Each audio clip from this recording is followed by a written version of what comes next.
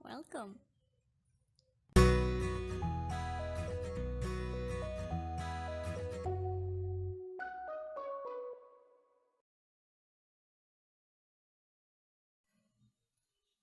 Latihan mendengarkan bahasa, sastra, dan PBI.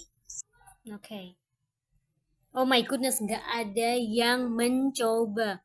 Bahasa, sastra, dan PBI. Ini ngomongin teater yang ada di UAD ya, teman-teman.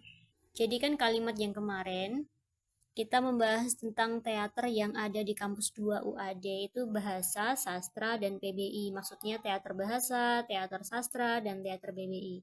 Nah, kemudian Yash bilang, "Hai teman, apa kabarmu?" Tapi saya tidak jawab karena sudah malam.